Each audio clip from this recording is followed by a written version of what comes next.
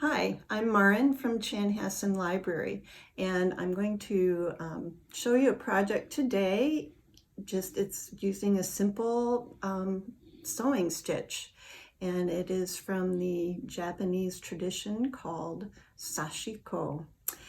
And this is, I thought we'd do a bookmark. This is one that I already did. Sashiko is it's basically just a running stitch, a simple stitch that's evenly spaced. And it was used traditionally and still has evolved from a tradition from Japan of mending clothing, and traditionally done on dark indigo fabric.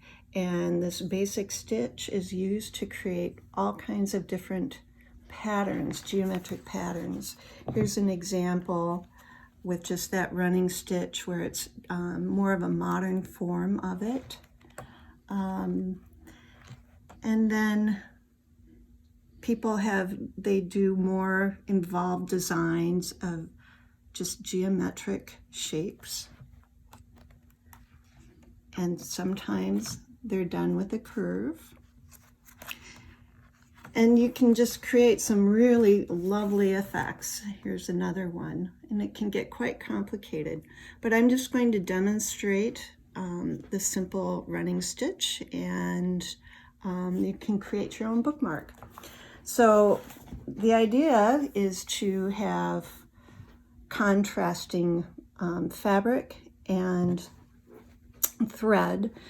There is special Sashiko embroidery thread you can buy and needles, but I'm just going to use simple embroidery floss and an embroidery needle. And really, the supplies needed are pretty basic: fabric, thread, needle, scissors. And I do have a marking pencil in order to line this up to the middle of the project. I have about a 2.5 inch wide piece of fabric by,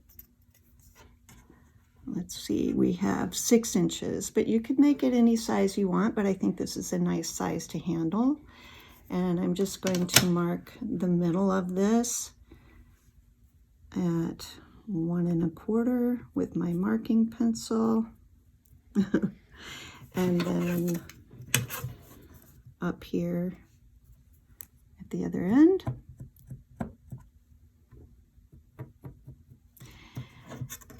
And I'm going to get my thread, my embroidery floss separated. Embroidery floss comes in 6 strands, and I'm going to separate it down to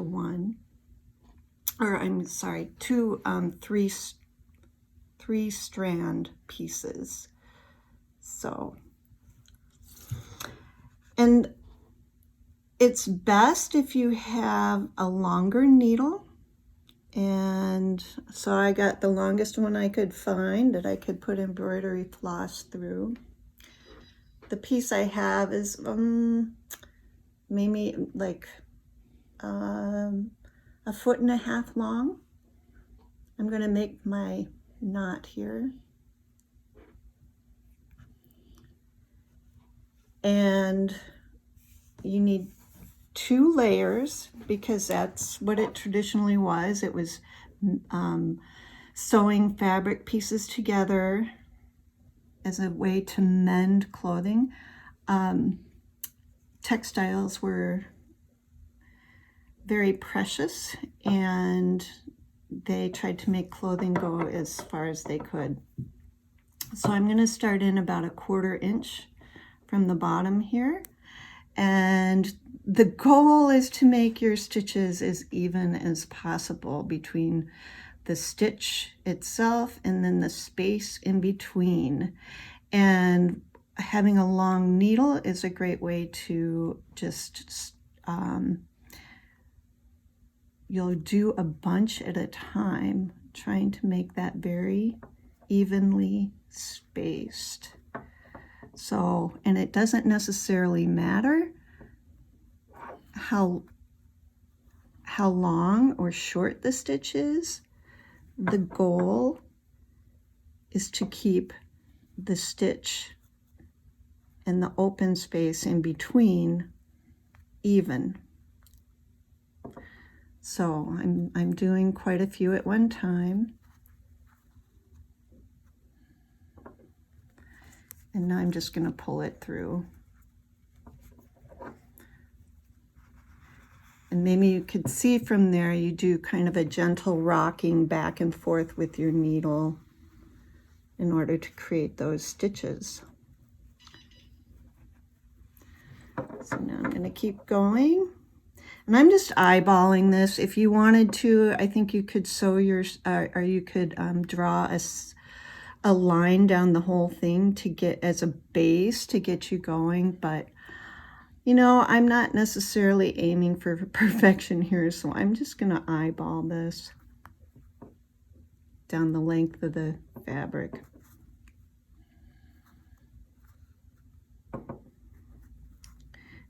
And so you can probably see I'm rocking that needle back and forth, trying to keep those evenly spaced.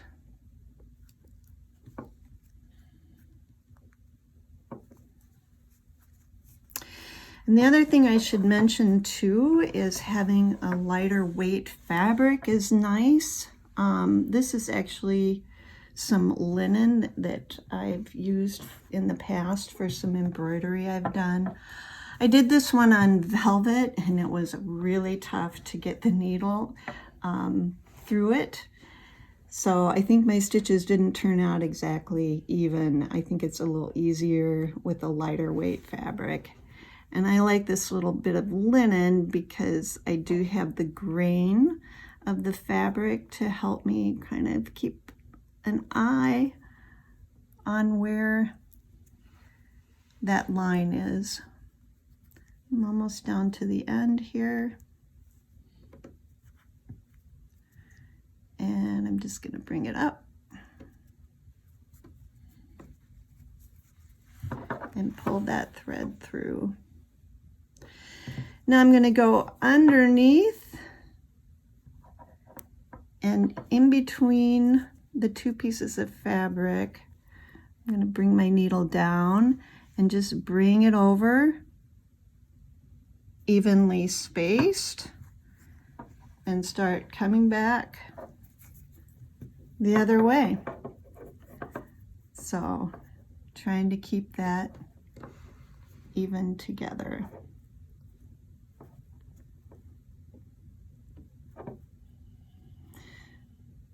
And I'm doing this as a video and I don't want to keep it too long, so I'm not actually being as careful as I could on keeping these evenly spaced. But it's kind of a little bit like the Japanese Zen.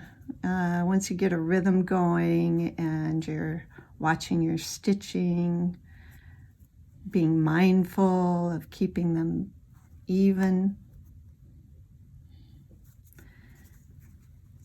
So it's a short little project to make this bookmark.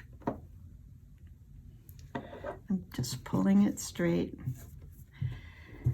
And that's basically it. I'll just end up finishing all of the lines across the whole bookmark and tie off the knot in the in-between of the layers of fabric. So that's it, basically. And then I'll just mention these two books. The Ultimate Sashiko Source Book. It's really a great guide. And this is the other one that I thought was really great too. Make and Mend. And you can see in this, there's lots of different projects that they show that you can try out. And it gets more involved, but it's just, I think it's a fun, easy, doable project to try. Here they show how they're mending jeans using that Sashiko stitch. And you can create some really cool effects with it. So anyway, I hope you enjoy this video, and check out the books from the library and give it a try. Thank you. Thanks.